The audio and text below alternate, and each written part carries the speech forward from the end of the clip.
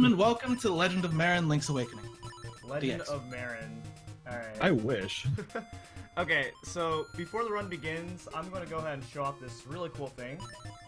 So if you go ahead and name your file exactly this, then you get this. Oh yeah. The name that no one can ever remember. No one. So if you're playing this on English, you just have to name your file Zelda, and that's it. Yep. So before I actually begin, I am going to make this run a little bit interesting in that I'm going to be donating $3 for every horsehead attempt that I fail, every early hook shot attempt that I fail, and every blue ball that I get on Aghanim. So, buddy. if anybody wants to match me, then feel free. If anyone wants to match him right now, the donation that you're donating towards is towards Red Tunic. We'll explain what those are later. No. And also, the first minute of the run starts off really fast. There's like five things to talk about, like back to back to back. So we're gonna go ahead and do our introductions now. So I'm mchan338, playing Link's Awakening. I'm Crunchy Lex talking about Link's Awakening. I'm Phantom Matt, providing banter and moral support in the way of getting him Red Tunic. I'm Spice Father, also Space Otter, and I'm pretty much just a meme lord. I'm Alright. Proto, Really is. and I'm the audience stand-in. Tell me, Proto, what do you know about Zeldas? Well, see, at one time I speedran up to Dungeon 2 of this game, so clearly an expert. Anyways, you cool kids take it away, count down, and let's get this run. Alright, here we go. 3, 2, 1, go.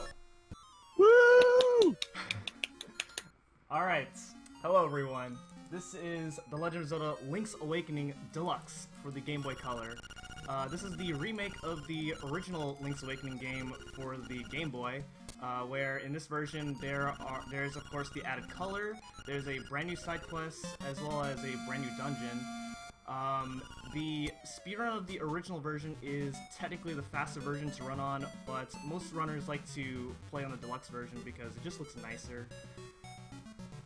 That, and there's also differences between original and this one. Yeah, they're actually pretty different. They're actually substantially different speedruns. Yeah. Case in point, you can despawn things in the original Link's Awakening, whereas here you can't because reasons that I do not know of. Alright, The so, big thing being just Game Boy lag. Game Boy lag lets us do a lot of extra stuff, but Game Boy Color is just so powerful. Alright, so what I Mighty did upgrade. here is, this is a little bit of a minor time save. If I hold my shield out, it actually extends the hitbox of Link so I can pick up the sword before the owl flies away. And then there's gonna be, and then right now, we have to collect 10 rupees. So I'm gonna be killing enemies to get rupees. It is luck-based whether I get these 10 rupees. But we can actually reduce the amount of luck here by doing something called rupee dipping. So I'm gonna let you guys explain what that is. Alright, so Link has a hitbox. His sword has a hitbox. His shield has a hitbox. If a rupee hits Link's hitbox and the sword or the shield's hitbox at the same time, you get 2 rupees for the price of 1.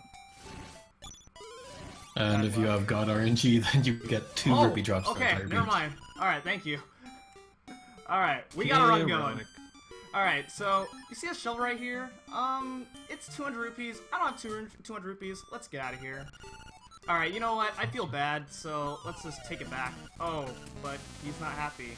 Oh no, he killed me! This run sucks now. Oh no, Yeah, you Count died. Dooku got him. Man, my thing Wow. is totally out of sync. Alright, so let's go ahead and get the bombs. And then this bow right here, it's 980 rupees. We don't have that. Let's get out of here. Alright, you know what? Screw the shopkeeper. I'm done shopping. See, Because you know what'll happen if you go back again, so we're just not going to do that. Yeah. you've seen the future already. Unless you're a cool guy. Yeah. Who I'm needs to sure. go refill his arrows because he can't seem to kill the final boss of this properly. Alright. Also, just to point out, when we were buying bombs, Chan did a save and quit there. He didn't actually spend anything on the bombs, because it takes down your amount, and if you don't actually see it, it doesn't happen. Yeah. Because this game the rupees work like Mother 3's health system. If you can stop it before it gets to 0, you keep everything else. Are you guys happy that I got the powder on my first try? Huh? I'm very proud of you. That's actually very difficult to do.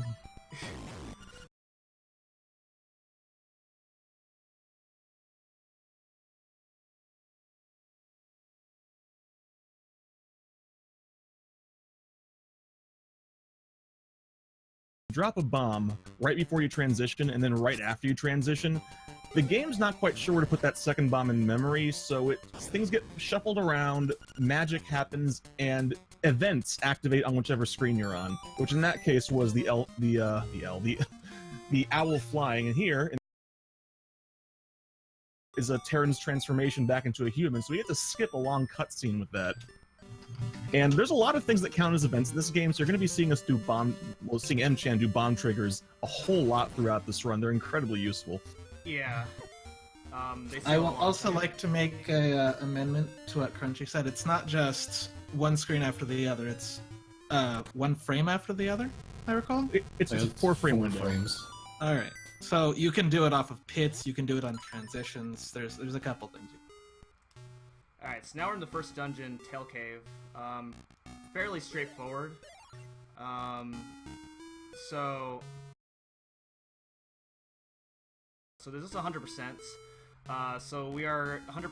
So in 100%, we have to get all the heart pieces, all the heart containers. We have to beat every single dungeon. We have to get all the items and upgrade everything. And we also have to get 20 out of 26 seashells, which sounds weird to some people, but we are going to be getting 20. We'll get into that later. But we are only going to get 20, not 26. We also have to upgrade our tunic, which there is currently a bid war going on which tunic that I'm going to be picking up in the game's optional dungeon. That is added to the deluxe version. We also have to get 12 pictures, which by the way, when I stole, that also gives us one picture automatically, even though it didn't look like I got it.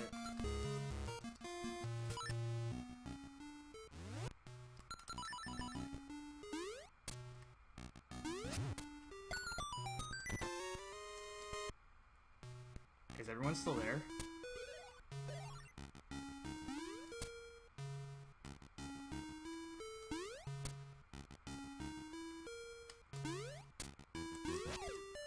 Okay, so what I did there was a super jump, oh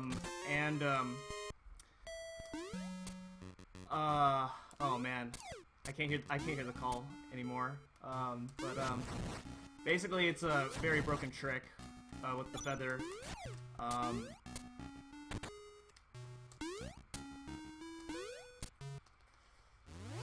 Oh man, where's everybody? I'm getting a little scared here.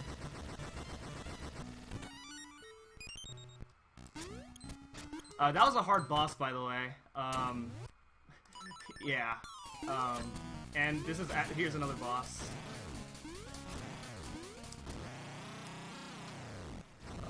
Let me...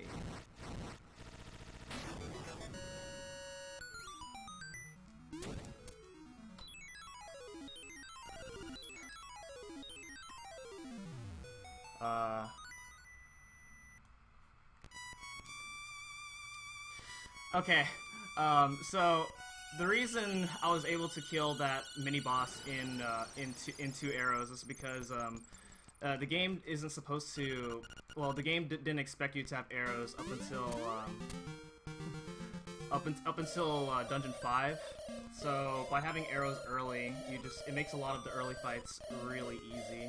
And also, that was Moldorm. Moldorm was from A Link to the Past. He's very annoying in A Link to the Past, but he's a lot easier in this game.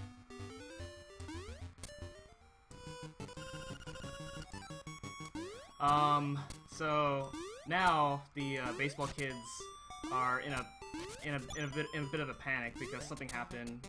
The Chain Chomp Bow Wow got stolen by a bunch of moblins. So now we're gonna go ahead and take care and save Bow Wow.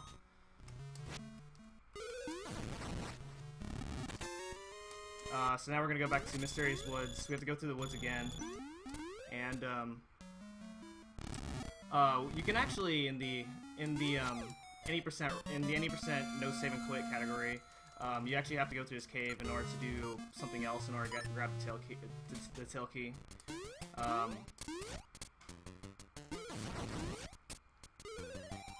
But we get that stuff now because it's just faster in this category since we can save and quit.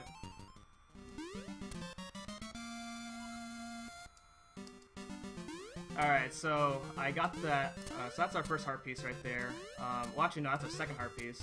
That second heart piece is called the heart piece of shame because in a lot of categories you actually skip that heart piece, otherwise you lose 3 seconds. In 100%, it is technically faster to get it later, but it's, I get it now just so, because I have to get it anyway. It saves like 1 pixel if you can get it later. So that's the photo booth, which is added into the deluxe version, and there's 12 pictures that are scattered around this island of Cohilant,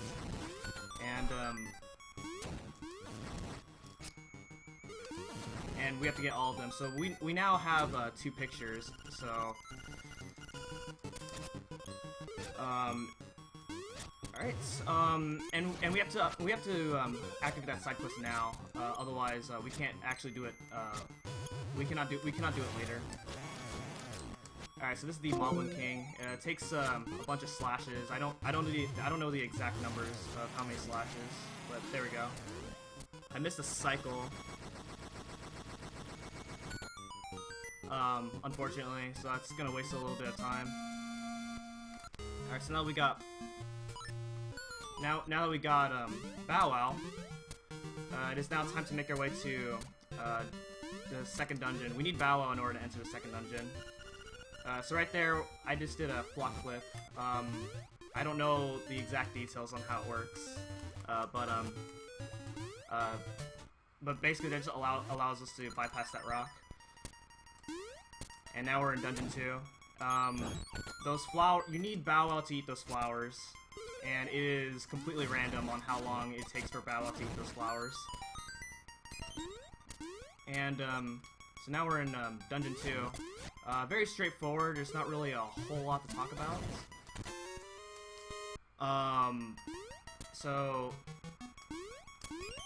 I would say that this would be a good time to read donations, but I cannot hear the Discord call at all.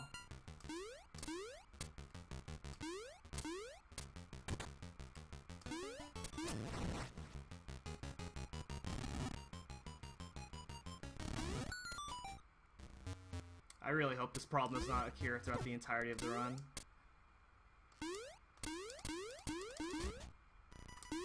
Alright, so coming up is another fairly difficult boss. So we beat it!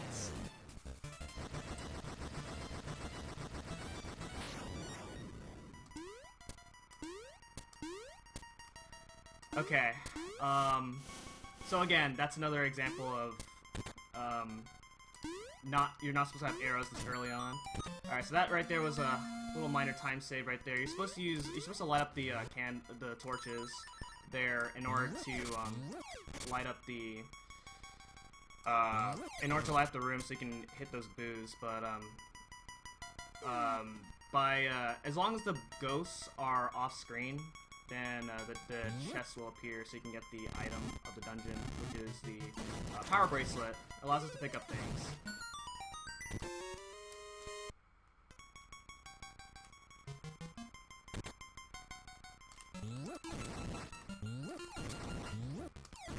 Ooh, there's a guardian acorn there.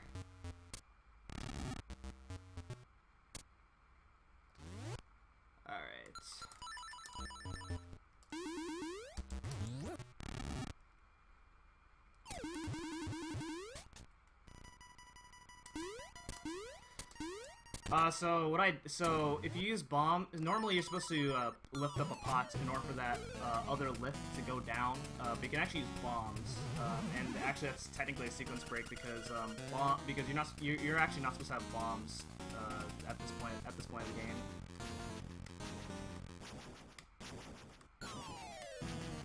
and this is the genie fight. This genie fight's very, very specific. Ooh, I messed up there. And if I am wall clipped into the wall like that, then I actually break this pot in one hit. Otherwise, it takes 3 hits.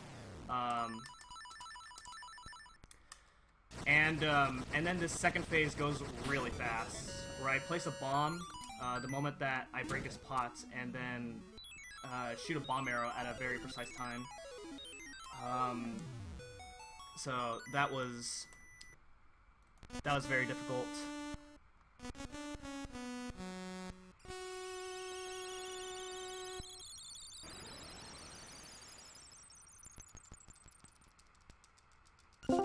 mchan, hello! Okay. Mchan! Okay. Hello.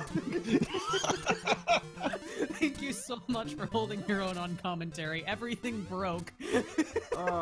You guys had me worried there. I needed someone to explain all these like really technical tricks, and I couldn't do it on my own. Yeah, sorry. It started. You and Crunchy got like split off into a different dimension than us. Then me, Phantom Matt, and Spicefather agreed that restarting Discord was a good idea, which it turned out was a terrible idea because we couldn't connect for like 5 minutes. Oh god, yeah. Yeah. Okay. Okay. Well, as soon as Spicefather and Phantom Matt get back, the whole group will be here. Okay. Thank you all so much for holding on through this. All right, I'll let y'all get back to commentary now. Alright, so what happened there was, that was a capacity upgrade. I said no on the first option because that told us to upgrade arrows, which, I don't need to upgrade my arrows yet, even though, we're kind of tight on arrows as of right now. I upgrade my bombs first, so I can, because we do need a lot of bombs throughout the run. Yeah, the annoying thing about Mad Batter is he always offers you the upgrades in the same order. So it's always powder first, then bombs, then arrows. You can never say yes to the first one, otherwise you're in a rough spot. Yeah, you will be in absolute trouble throughout basically the whole game if you upgrade the wrong thing at the wrong time. Yeah, the funny thing about that is messing up bombs is recoverable, although you'll lose a lot of time. But if you miss the arrow upgrade, your run is dead. There's not really a good way to get all the arrows you'll need for the rest of the run aside from the upgrade. Alright, so I'm gonna blow up this cave right now. I can't do anything in that cave as of right now, but it is faster to open that up right now. Yeah, because if y'all haven't noticed, this game's controls are a little bit different than other Zeldas. The Game Boy Color only has 2 buttons, so everything can be rebound, and a big part of the run is actually menuing quickly. So in that particular case, since you already have the bomb arrows up, you might as well use it. You're saving yourself a couple of menus. Little things like that are what make this run kind of fun to kind of optimize for yourself, because everyone has a slightly different menu route in this game. Yeah, and that's actually what separates the top runners from like other runners, where like the top runners are able to memorize exactly where their items are at. Oh, thank God! Welcome back. That was a goo, and it started dancing.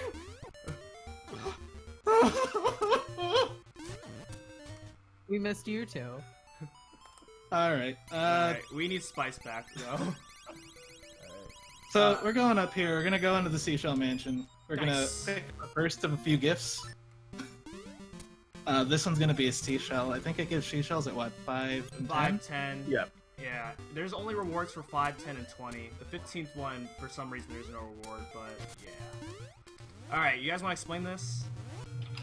Oh boy, Villa Skip. Alright, Villa Skip. So, if you fall down a pit on a transition and pause it, you can land on the edge of that pit. And it pushes you, Okay, because it good. pushes you down by 1 pixel. I think. Yeah, that's about right. So we use that to go into the next screen, and because there is an object on our transition on the next screen, we just fall down to where there's an open tile. Bam! Villa Escape. Alright, so we can do Villa Escape back, but we're going to go over here for an extra seashell. Yeah, in case anyone's wondering why we call it Villa Skip, that's because the side quest you skip by doing this is going to Richard's Villa and getting the golden leaves, which is really long. Yeah, So it's just like 7 minutes, basically. So this is one of the No biggest one time wants to go to the villa. You heard me, Alpha. No one. Yeah, and Richard's kind of a jerk too. He's just kind of like, I'm too lazy to go back. He I know, walks and up to his front door. He has a And sword too. He can just walks fight all the back. enemies in there. Alright, And so there's another asks trick coming you up to- called Jesus Jump. So it looks like this. It works kind of the same way as Villa Skip, but with water. Yeah, there's a lot of strange things you can do if you pause in the same frame that Link would do a thing, Whew, which that in was this case close. is land in the water. Okay, there we go. I was having trouble hearing the sound of when to actually transition. So but There's there we go. there's also a visual cue Yeah, you where can- the water splashes up around Link's feet, and you know keyholes work properly. Yeah, wall clipping, same thing lets you do super jumps, lets you use the wrong side of a keyhole. Bam. So what was the other side like for you guys? Very cold. Very quiet. Relaxing, surprisingly. Gee, I wonder why. I couldn't say. But hey, fun. The Dungeon 3 and 100% contains a fun any percent throwback, because this is the only time throughout the entire 100% run you'll be seeing Piece of Power. Yeah, you want to because- explain how that yeah. works? So you have, in order to get Piece of Power, you have to kill a certain amount of enemies without dying or saving. 30. Not, 30. That number increases depending on how many heart containers you have. So you would have to get like what 35 if you get to Dungeon 6, and there it is, the golden triangle. That's upside down, so that way you know it's not a Triforce, because the Triforce doesn't exist in this game. Yeah, but the thing about it is, though, dying or saving and quitting actually resets that counter. So since we use save and quit in this category, this dungeon is the only time that mchan will be hitting 30 kills without a reset. So, Piece of Power. And it's very useful in this dungeon too, because it makes moving around faster. It makes that trick you just saw, the Dodongo skip, which was a super jump and a tinking off the worm, easier, and it also makes the boss a bit faster.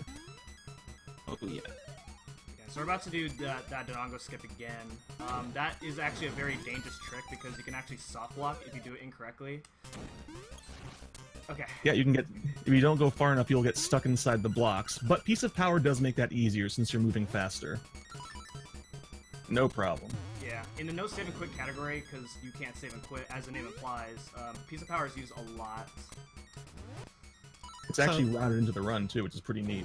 Yeah. Interesting thing about right there, you would imagine that you'd be able to just jump across that gap normally, but in 2D sections, if you don't hold down a direction, you actually jump further. And the game never tells you this in any way, shape, or form. So Alright, if here you we go. continually fall down there, you die. So this is Slime Eye. You saw mchan bounce off the wall a second time so he wouldn't get stunned when it landed, and now he's going to break it apart. And since Piece of Power does the same damage as a Spin Slash, it's already dead.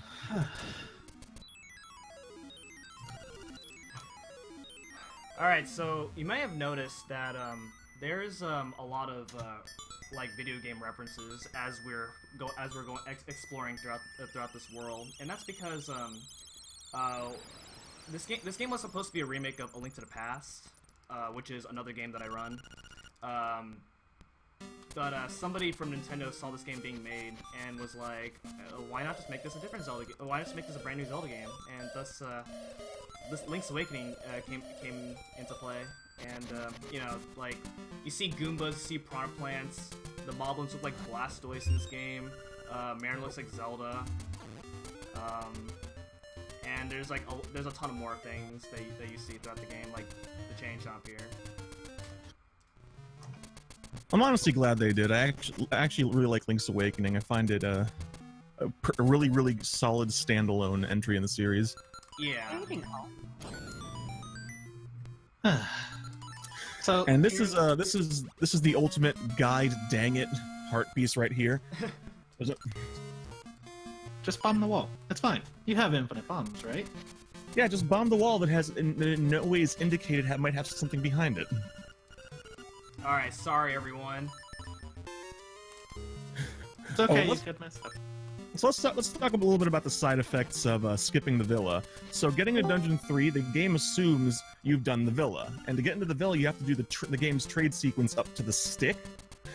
But in this case, since we haven't, but since Enchanted did Dungeon 3, the game assumes, yeah, you did this trade sequence, so the game just gives you this stick.